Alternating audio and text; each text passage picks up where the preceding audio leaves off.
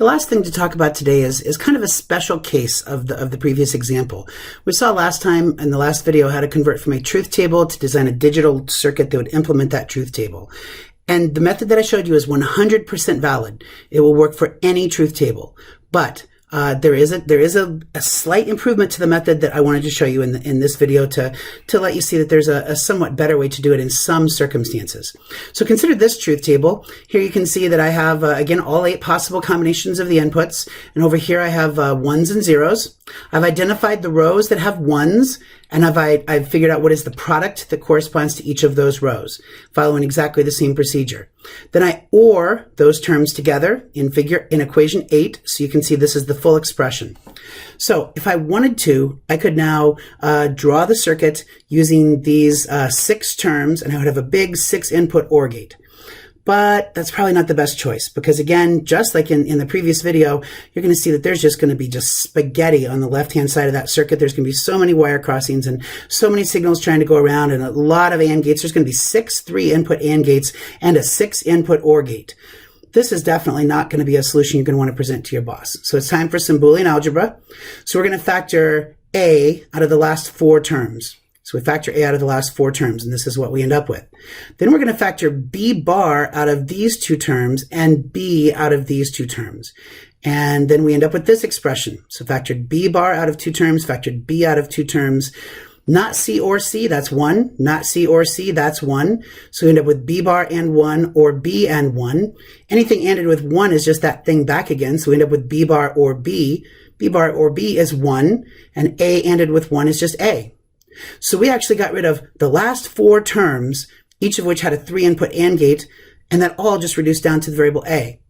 But we still got these 2 nasty terms here. We can factor a not A and not B out of those 2 terms. We're left with a not C or C. We can get rid of the not C or C to become 1, and then get rid of the and 1 because that doesn't have any effect on the result. So we're down to not A and not B, or just A. Now we know that this is one of our favorite equations or theorems because we derived it, and if we apply that by applying x and y to be, I think in this case x is A and y is B bar, then we end up with that the final answer is A or B bar. So we go from the top equation up here on equation number 9. And after doing lots of Boolean algebra, we come down to an equation down here that is quite a lot simpler.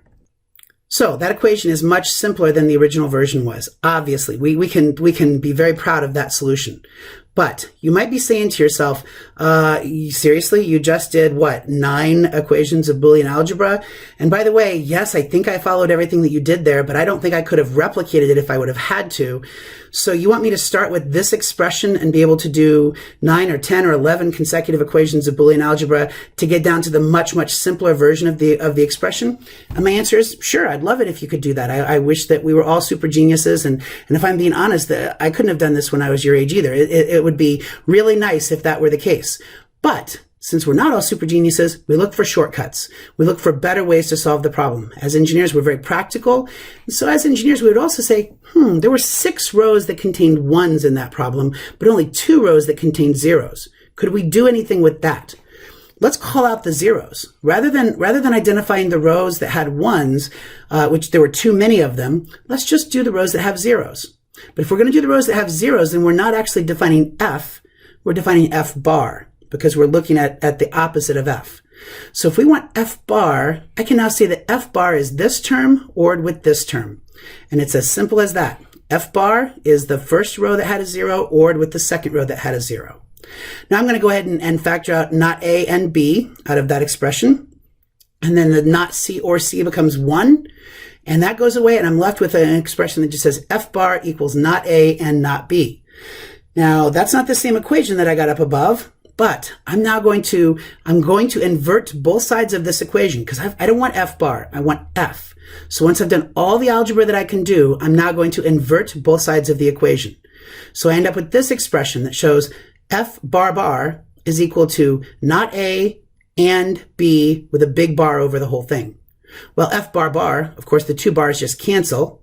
And I can apply DeMorgan's theorem to break the big bar into 2 smaller bars. But the and has to become an or.